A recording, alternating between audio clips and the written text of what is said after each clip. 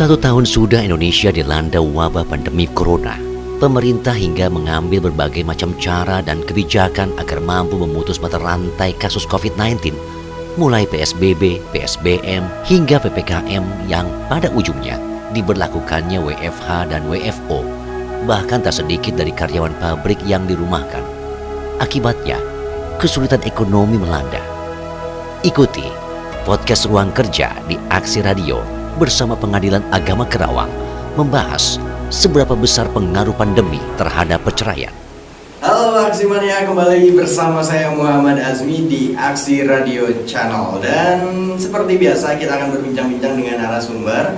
Sebelumnya saya akan mengingatkan Anda untuk jangan lupa sebelum menyimak obrolan saya untuk subscribe channel ini serta like, share video sebanyak-banyaknya ke rekan kalian, sahabat, keluarga semua pokoknya.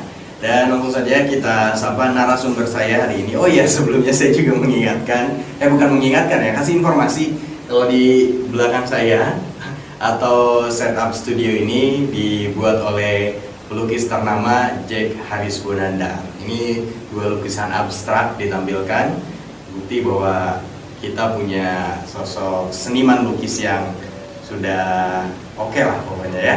Langsung aja kita kepada intinya, kita sapa narasumber kita. Selamat datang di studio kita Pak Suyuti, Pak Asep Suyuti ya. Iya. Pak Asep Suyuti di Bandung ya Pak? Di Bandung, Ayah Asep Natuda. Beliau adalah hakim di Pengadilan Agama Kabupaten Karawang. Hakim loh, tapi low profile. Biasanya kalau hakim itu identiknya kayak tegang.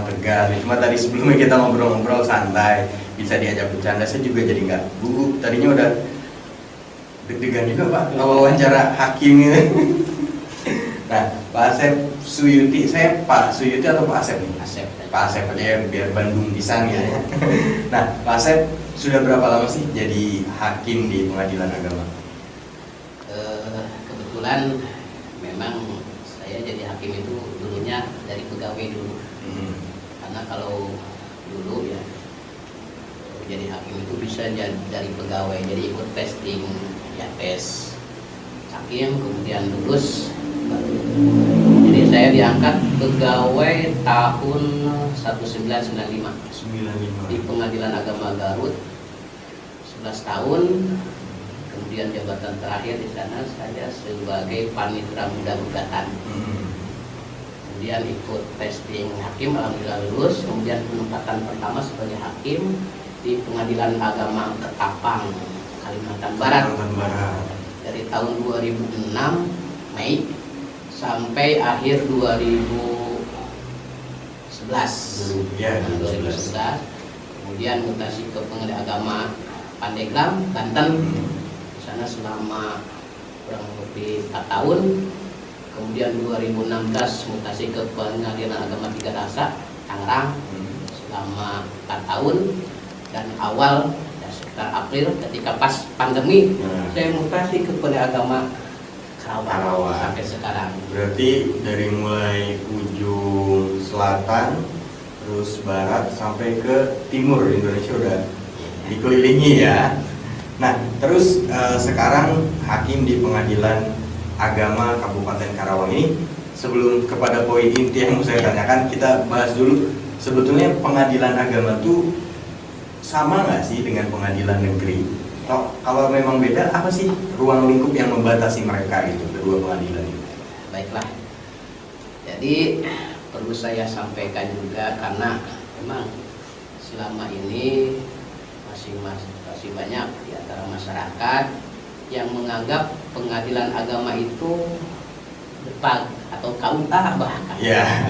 Tapi kita memang tidak menafikan, memang kita dilahirkan di Depak dan juga dulu memang kita itu sebagai pegawai Depak, Departemen Agama kalau sekarang Kementerian Agama. Tapi setelah reformasi ya, pasnya itu sejak tahun 2004 awalnya, kemudian efeknya 2006, bahwa 4 lingkungan peradilan di Indonesia itu menjadi satu atap di bawah Mahkamah Agung. Jadi peradilan umum, ya pengadilan negeri itu ya, pengadilan umum, kemudian peradilan agama, pengadilan tata usaha negara, dan pengadilan militer. Jadi dulu sebelum satu atap itu atasnya itu ada dua ya, kalau diistilahkan bapak-bapak lah ya. Jadi bidang justisial semuanya bermuara, justisial itu perkara ya, penanganan perkara bermuara di Mahkamah Agung semuanya. Tetapi di bidang organisasi, administrasi, kepegawaian, keuangan, dan umum itu berada di bawah departemen masing-masing. Seperti pengadilan agama di bawah Kementerian Agama, kemudian peradilan umum di bawah Kementerian Kehakiman kalau dulu kan ya. Kemudian pengadilan yang lain juga sama militer dan sebagainya. Nah, kemudian setelah satu atap, maka semua 4 lingkungan peradilan itu semuanya di bawah Mahkamah Agung. Baik itu justisial, organisasi, administrasi, kepegawaian, keuangan, umum, dan sebagainya itu semuanya di Mahkamah Agung. Makanya semua fasilitas dan sebagainya itu semuanya sama. 4 lingkungan itu sama. Hanya yang membedakannya itu adalah kewenangannya, kewenangan absolutnya yang membedakan itu sesuai dengan kewenangan masing-masing. Nah, kalau pengadilan agama sendiri apa tuh yang menjadi kewenangan absolutnya? Sebelum ke sana ini ada dasar hukumnya yang perlu saya sampaikan tentang kedudukan dan kewenangan badan peradilan itu ya. Ini dasarnya kan pasal 24 ayat 2 dan 3 Undang-Undang Dasar 45 beserta amandemennya bahwa lingkungan peradilan itu ada 4 seperti itu. Nah, kemudian tentang kewenangan ini kan peraturan yang mengatur tentang peradilan agama itu yang pertama adalah Undang-Undang Nomor 7 Tahun 1989 itu tentang peradilan agama. Kemudian diubah dengan perubahan kedua yaitu Undang-Undang Nomor 3 Tahun 2006 tentang perubahan atas Undang-Undang Nomor 7. Kemudian perubahan ketiga yaitu dengan Undang-Undang Nomor 50 Tahun 2019 tentang perubahan atas Undang-Undang Nomor 7. Jadi Undang-Undang agama itu sudah diubah dua kali. Kemudian yang menjadi kewenangan sesuai dengan Undang-Undang Nomor 3 Tahun 2006 di pasal 49 bahwa yang menjadi kewenangan pengadilan agama itu yaitu di bidang pertama bidang perkawinan. Kemudian yang kedua di bidang kewarisan, wasiat, hibah, wakaf, zakat, infak, sedekah, dan ekonomi syariah. Kemudian dari poin-poin yang tadi seperti perkawinan itu di penjelasan pasal 49 itu ada sebanyak 22 item. Jadi perkawinan, jadi pengadilan agama itu bukan pengadilan perceraian kan. Tapi memang identiknya di masyarakat begitu Pak ya. Padahal kewenangannya itu nggak ada secara umumnya yang garis besarnya itu perceraian nggak ada, perkawinan, kewarisan dan sebagainya sampai ekonomi syariah. Tapi di bidang perkawinan itu ada 22 item ya yang salah satunya yaitu perceraian. Tapi perceraian pun ada 2 macam.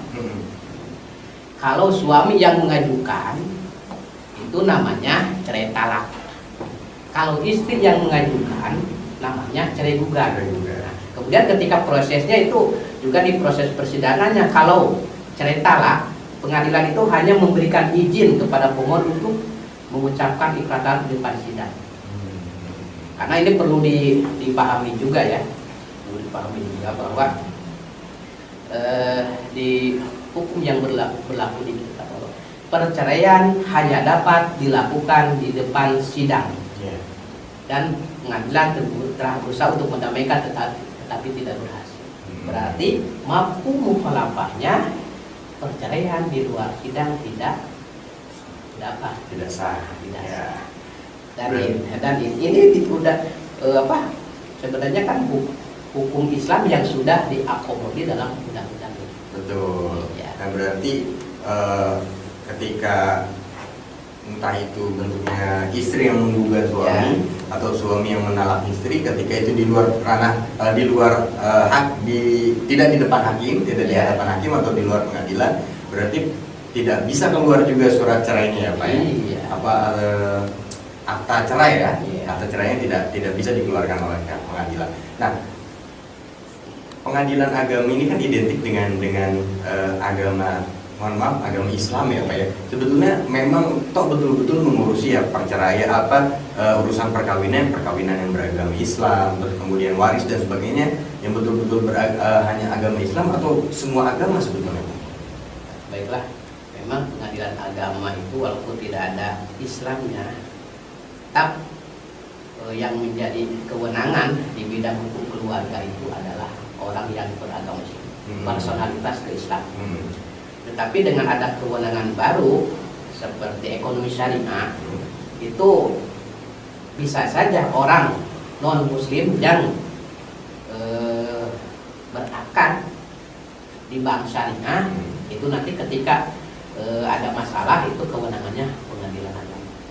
Jadi kalau di bidang hukum keluarga gitu ya, itu memang personalitas keislaman yang beragama Islam. Iya, karena memang yang menjadi landasan hukumnya adalah hukum Islam yang kemudian diakomodir di hukum positif Indonesia ya. Iya.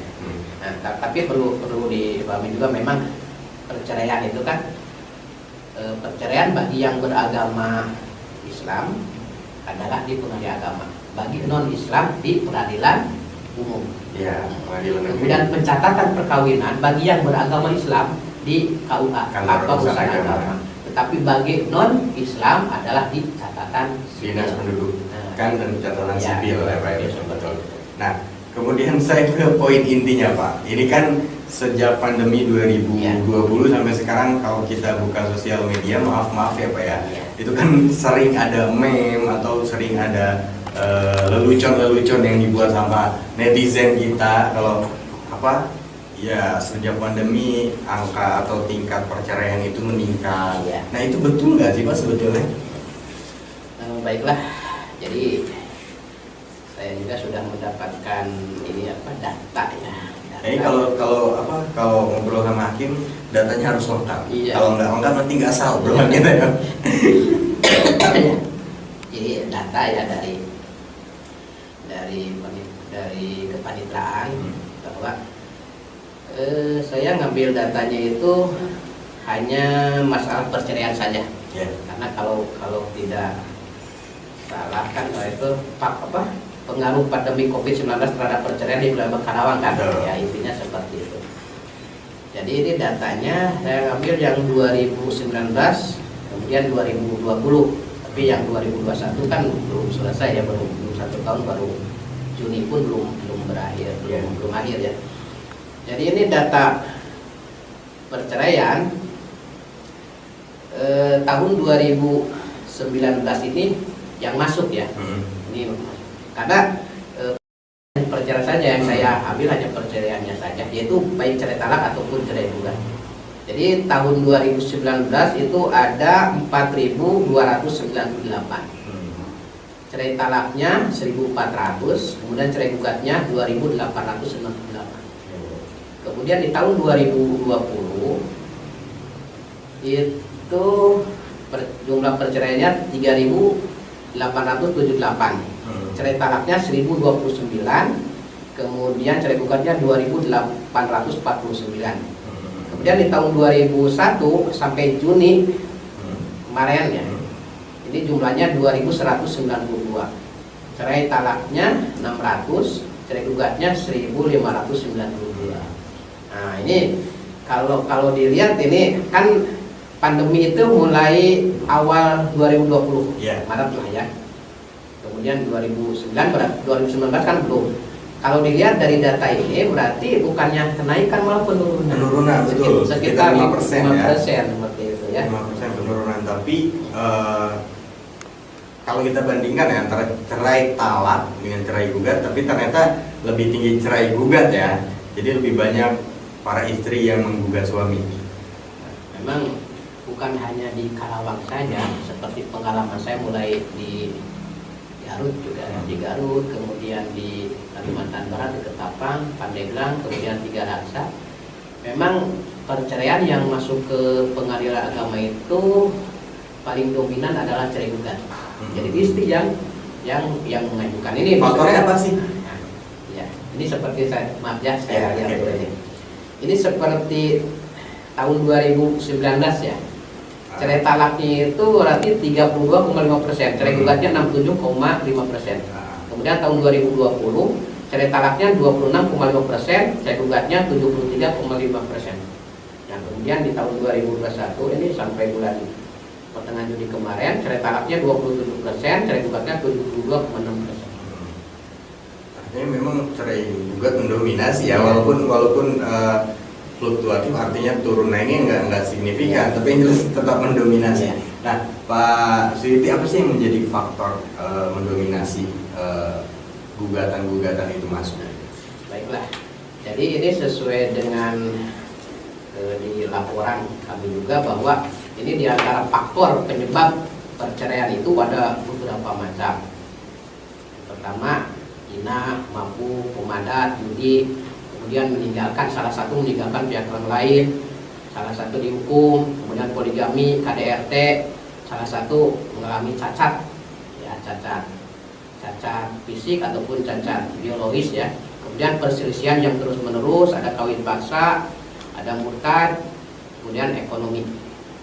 Nah, kemudian dari faktor-faktor penyebab perceraian ini yang paling dominan memang dilihat dari data yang ada itu adalah faktor ekonomi. Dari faktor ekonomi, misalnya seorang perempuan sudah dinikah oleh laki-laki, sudah punya anak, laki-lakinya tidak tanggung jawab, bahkan meninggalkan tanpa memberikan nafkah, banyak yang seperti itu. Baik, faktor ekonomi dan yang paling dominan disusul oleh perselisihan yang terus menerus di huruf F itu ya, kalau di aturan. Karena di sini kan ketika seseorang baik suami atau istri ketika mengajukan perceraian ke pengadilan, sebenarnya kan bukan hanya pengadilan agama saja, misalnya non muslim ke peradilan umum, ini ada faktor-faktor penyebab yang bisa dijadikan dasar. Ini seperti di pasal 19 Peraturan Pemerintah Nomor 9 Tahun 1975. Jadi alasan bisa mengajukan itu yang huruf A-nya salah satu pihak berbuat zina atau menjadi pemabuk, pemadat, judi, nah, kemudian dan sebagainya yang sukar disembuhkan. Yang huruf B-nya salah satu pihak meninggalkan pihak lain selama 2 tahun berturut-turut tanpa izin pihak lain dan tanpa alasan yang sah atau karena hal lain di luar kemampuannya. Kemudian di C, ini sampai huruf F ini ya. Di C salah satu pihak mendapatkan hukuman penjara 5 tahun atau hukuman lebih dari 5 tahun itu. Berarti memang banyak ya faktornya, artinya sudah dibuatkan juga dasar-dasarnya. Faktor apa saja sih yang kemudian bisa dijadikan dasar oleh hakim untuk mengesahkan perceraian. Nah, sepanjang perjalanan mungkin tidak hanya di 2 tahun terakhir ini ya, ada nggak sih pihak-pihak yang mengajukan gugatan kemudian setelah di hadapan hakim akhirnya berdamai? Nah, ini memang yang diwanti-wanti oleh atasan kita di Mahkamah Agung itu ada yang namanya mediasi.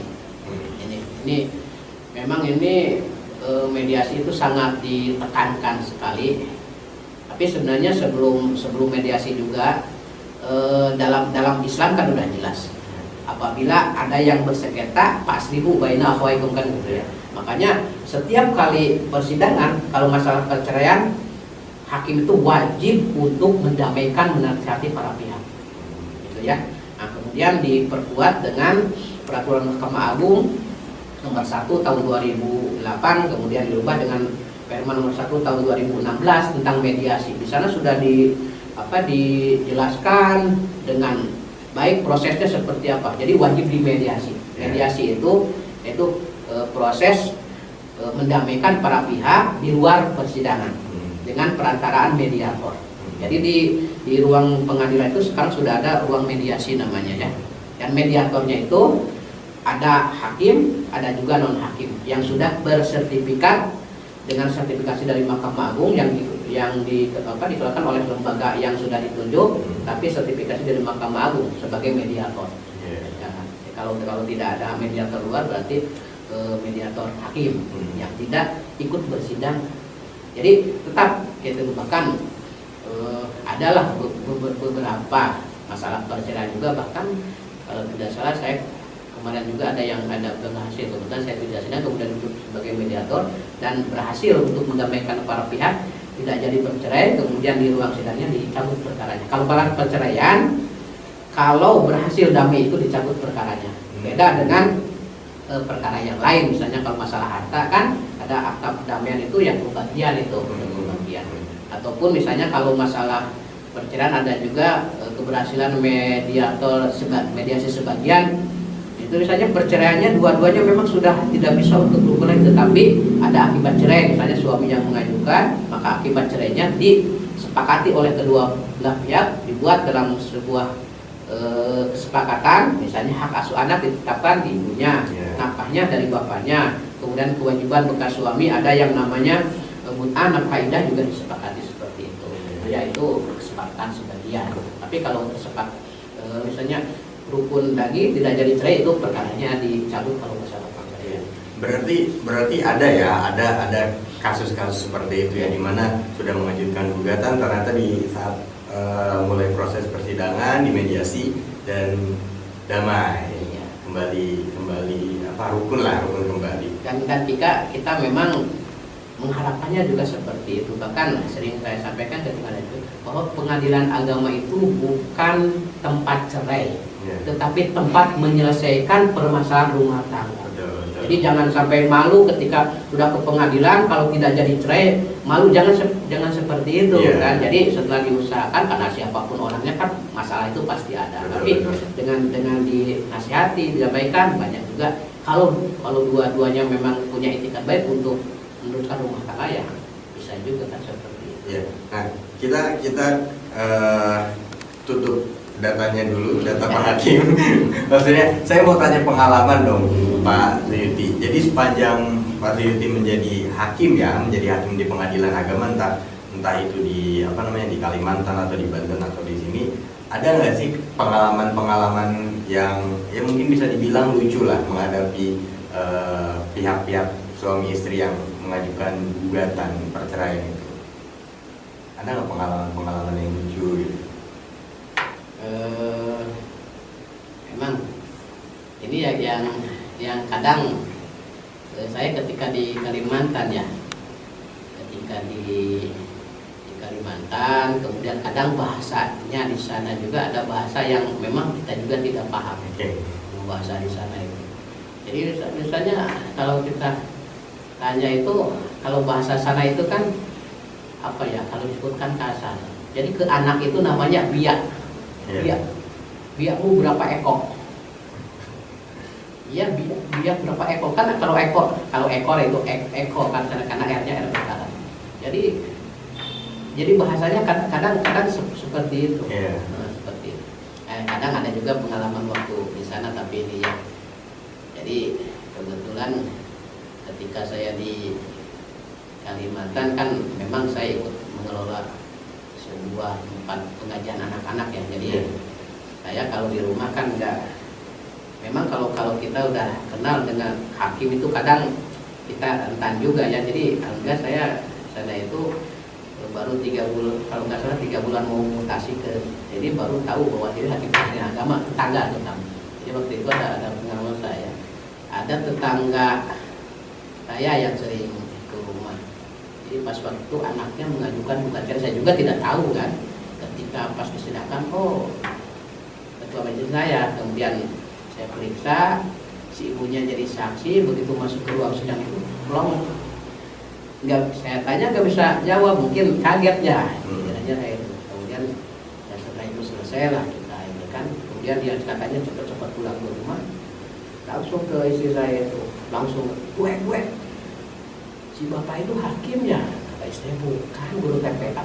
Iya, tadi kami ini katanya diperiksa tadi jadi saksi anak saya. Aja setelah itu tetangga saya tahu saya ini hakim. kalau itu kan tadi pengalaman yang lucu. Nah, kalau pengalaman yang mungkin menghadapi pihak yang akan bercerai lah atau mengajukan gugatan di pengadilan, itu kan tadi ada proses mediasi ya. Ada nggak sih yang sampai mungkin Pak Suyuti sampai greget gitu, udah di mediasi cuma tetap ngeyel, itu ada nggak? Iya. Memang kalau di ruang sidang kan ketika kita menyampaikan ya, kita menasihati, kalau perkaranya banyak kan tidak bisa lama yang menasihati ruang sidang itu. Kemudian ketika jadi mediasi sering kita sampaikan, kemudian kita bicara ke masa lalu mereka gitu, memorinya kita kembali lagi.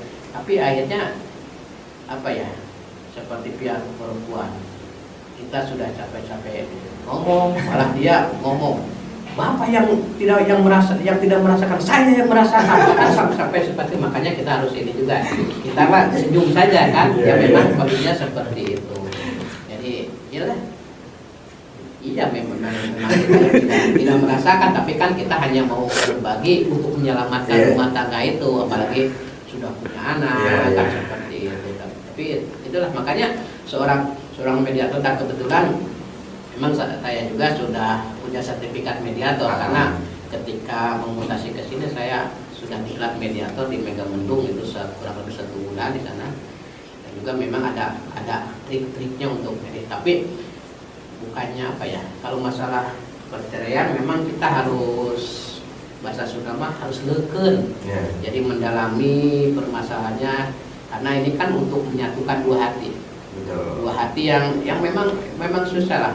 Kalau hati memang sudah pecah, dalam istilah Sundanya mah udah broken marriage, jadi sudah pecah memang. Tapi kalau terus dileukeunna mah kan hati itu kan namanya kolbur, kadang bolak-balik kan. Tapi kadang-kadang memang ada juga yang berhasil seperti itu.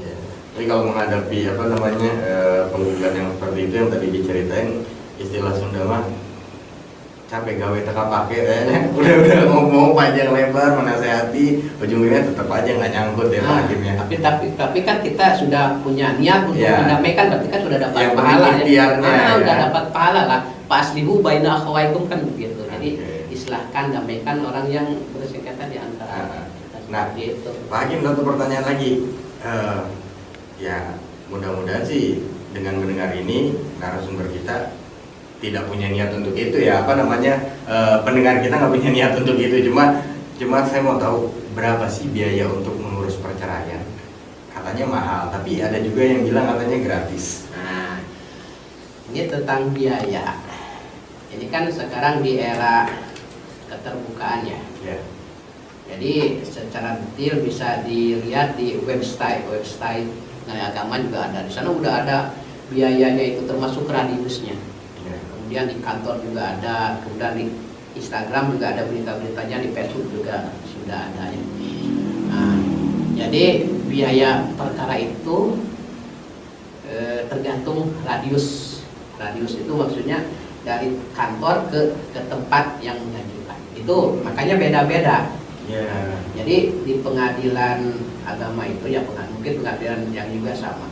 Jadi ketika seseorang mengajukan itu kan ditaksir biaya, namanya itu panjang. Kalau pengadilan itu kan panjang, dibayar melalui sebung ya, ke bank kan sekarang ini langsung ke bank, ditaksir oleh meja satu, dan sudah ada ininya tabelnya. Kalau untuk cerai gugat itu kan untuk biaya panggilannya penggugat 2, tergugat 3, berarti 5. Jadi 5 kali ada rumusnya di radius ini, tergantung radiusnya sudah ada. Kemudian ditambah dengan biaya yang untuk PMPP dan sebagainya. Jadi itu tidak mahal.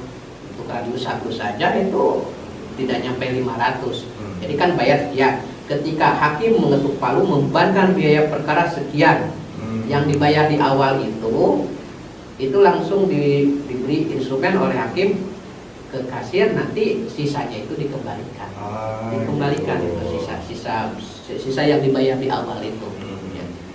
Bahkan sekarang sudah ada notifikasi Kalau yang sudah punya nomor HP yang apa namanya itu, yang Android itu sudah ada notifikasi pada seperti itu. Jadi biaya itu tidak mahal. Yang penting para pihak itu datang ke pengadilan. Di sana ada yang namanya meja informasi. Di sana itu bisa ditanyakan segala sesuatu termasuk masalah biaya perkara dan sebagainya. Ketika mengajukan juga di sana ada yang namanya pos baku. Bagi para pihak yang tidak bisa membuat gugatan bisa dibantu gratis. Ada namanya meja pos baku. Pos baku itu merupakan satu unit tapi bukan bagian dari pengadilan. Jadi unit pembantu lah bisa dibilang begitu ya. Nah, jadi karena ada anggaran dari negara untuk membantu para pihak di pos baku itu, maka lembaga wadah hukum kan ada pengadaannya, maka yang menang itulah dapat di pos baku. Nah, penting nggak sih mengurus perceraian? Karena kan di beberapa daerah lah ya, di beberapa tempat mungkin orang-orang yang ada di, mohon maaf, di perkampungan itu kan kayaknya nggak penting-penting banget ya, cerai ya udah cerai aja gitu. Nah sebetulnya Pak Hakim, penting nggak sih mengurus perceraian secara sah di pengadilan agama? Sangat penting. Sangat penting. Karena ini memang keterkaitannya ini antara pencatatan perkawinan dengan perceraian ini memang tidak bisa dipisahkan. Tidak bisa dipisahkan. Dan seperti di awal tadi sudah saya sampaikan bahwa perceraian hanya dapat dilakukan di depan sidang pengadilan dan pengadilan tidak berhasil untuk merukunkan para pihak. Berarti baku mukhalafahnya di luar persidangan tidak sah. Berarti negara tetap mencatat si A dan si B sebagai pasangan suami istri yang sah ya. Iya. Karena di pencatatan di pasal 2 yang Undang-Undang Nomor 174 itu, perkawinan sah apabila dilakukan menurut agama dan kepercayaannya di ayat 1. Di ayat 2-nya perkawinan dicatatkan. Jadi ayat 1 dan ayat 2 itu tidak boleh dipisah. Antara dicatatkan dengan dilaksanakan menurut hukum agama dan kepercayaan itu tidak bisa dipisahkan. Apa yang merugikan bagi seorang yang menikah secara sah terus kemudian ketika bercerai tidak diurus ke pengadilan agama? Itu statusnya masih tetap suami istri. Ketika akan menikah lagi itu tidak bisa. Kan ketika akan menikah lagi maka ditanya itu statusnya apa? Apakah jejaka, perawan, duda atau janda? Nah, duda dan janda itu ada dua. Duda mati dibuktikan dengan akta kematian. Kemudian duda cerai atau janda cerai dibuktikan dengan akta cerai. Akta cerai hanya dikeluarkan oleh pengadilan. Oke, jadi itu ya intinya. Jadi memang penting banget ya untuk urus. Tapi Pak Hakim sendiri berharapnya pengadilan itu ramai atau sepi sih? Nah, sebenarnya mengharapkannya tidak banyak perceraian. Tidak banyak perceraian. Tapi untuk apa banyak perceraian di luar kalau tidak di pengadilan agama kan lebih baik. Ya memang ke pengadilan agama lah yang cerai itu dan daripada di luar tidak jelas status. Jadi, misalnya nikah dengan ini tidak punya buku nikah, punya anak, cerai di bawah tangan, nikah dengan ini punya anak, ya kemudian nanti ini kan kita bukannya ini kan kalau masalah nasib kan ini.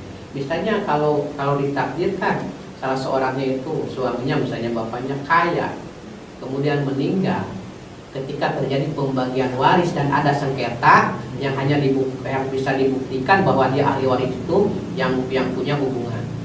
Kalau hubungan perkawinan berarti dibuktikan dengan akta nikah. Kemudian hubungan anak dengan orang tua harus dibuktikan dengan akte kelahiran. Bikin akte kelahiran salah satu syaratnya adalah akta nikah. Kalau seseorang mau bikin akte kelahiran kemudian tidak punya akta nikah, maka di akte kelahirannya itu hanya ke ibu. Berarti emang kompleks ya, artinya memang semuanya saling berkaitan ya. Jadi nggak bisa disepelekan kalau gitu ya. Makanya tadi begitu saya tanya berharapnya pengadilan ini ramai atau sepi ya, dilema juga ya akhirnya. Satu sisi nggak pengen ramai karena perceraian, tapi di sisi lain ya semua yang cerai ya harusnya diurus di pengadilan agama. Oke, di obrolan kita hari ini kita punya dua kesimpulan. Kesimpulan yang pertama kita belajar soal hukum. Kesimpulan yang kedua kita belajar soal fikih pernikahan. Betul ya Pak Hakimnya? Hukum Islam yang sudah diakomodir dalam undang-undang kita. kita. Betul. Nah, ini tentang masalah biaya Oke. perkara ya. Hmm. Jadi biaya perkara itu kan, memang bagi yang mampu itu kan bukan prinsip ya di aturan bahwa ada biaya, ada perkara, ada biaya, ada perkara. Oke. Nah, bagaimana kalau yang tidak punya biaya? Itu dari dulu juga di aturan-aturan hukum acara yang dulu memang ada. Bagi yang tidak mampu bisa mengajukan perkara secara prodeo. Jadi dengan melampirkan surat keterangan tidak mampu. Kalau dulu itu surat keterangan dari desa diketahui oleh camat. Nah, kemudian diperiksa oleh majelis hakim. Kalau memang betul-betul memang tidak mampu, ada putusan selah, dibebaskan dari membayar biaya perkara. Dilanjutkan perkaranya, perkara pokoknya. Tetapi sekarang ini negara membantu kepada masyarakatnya. Jadi tiap pengadilan termasuk di Pengadilan Agama Karawang itu ada program yang namanya pembebasan biaya perkara bagi masyarakat yang tidak mampu. Jadi ada dari negara. Kalau nggak salah memang masih banyak di Pengadilan Karawang, sehingga kemarin kita juga ada sosialisasi di Surada. Kemudian juga bikin videotron ya, kalau nggak salah di 2 tempat atau 3 tempat itu sudah ada. Kemudian juga kemarin ada sosialisasi ke beberapa desa bahwa bagi yang tidak mampu itu bisa mengajukan perkara secara prodeo. Kemudian juga ada program yang kedua, yaitu sidang keliling. Sidang keliling itu misalnya di satu tempat yang jauh tapi perkaranya banyak, terutama perkara-perkara yang memang seperti yang membutuhkan buku nikah lah. Jadi sidang keliling daftarnya tetap ke pengadilan, tapi nanti pengadilan dan majelis hakimnya yang pergi ke tempat itu ya. Jadi misalnya di kantor desa ataupun di kantor camat gitu ya, sidang keliling. Itu yang dibebaskan biaya perkara itu untuk khusus perkara perceraian atau semua perkara? Pada dasarnya semua perkara, semua perkara. Tapi kan tidak logis kalau mengurus masalah waris cuma minta gratis ya. Tapi pada dasarnya semua perkara, tapi kebanyakan memang untuk perceraian ataupun untuk mengurus yang belum punya buku nikah. Dulu pernah nikah misalnya tahun 70 yani sudah nikah tapi tidak dicatat di KUA, maka bisa mengajukan permohonan ke pengagaman namanya permohonan isbat nikah. Oh, isbat nikah. Iya, oke. Ada lagi Pak Hakim yang bisa disampaikan informasi? Ya mungkin itu ya.